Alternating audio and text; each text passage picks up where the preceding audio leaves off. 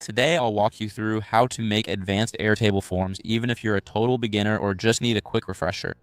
By the end of this guide, you'll know exactly how to create customized forms that streamline your data collection process so you can enhance your workflow efficiency. First, let's get started by opening your web browser. Go ahead and search for Airtable. You can do this by typing Airtable into your preferred search engine. Once you've done that, click on the link that leads you to the Airtable homepage. This is where all the magic begins.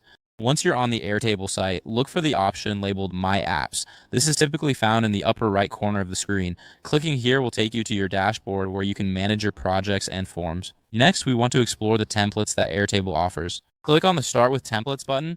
This will give you a variety of pre-designed forms to choose from, making it easier to get started. After that, click on Explore More Templates.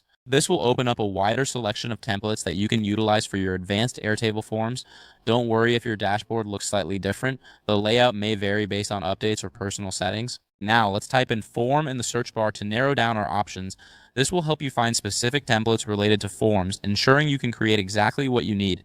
Among the various templates, look for the IT request form template. This is a great starting point for creating advanced Airtable forms. Clicking on this template will allow you to see its features and layout. Finally, click on the Try This Template button. This action will create a copy of the template in your account, allowing you to customize it to fit your specific needs. It's totally normal if this takes a moment, so be patient as the template loads. Now you have your advanced Airtable form set up and ready for customization. You can modify fields, add new elements, and tailor it to suit your data collection goals. If this helped you out, please give the video a thumbs up. If you run into any issues, leave a comment below. Subscribe for more actionable guides. Thanks for watching.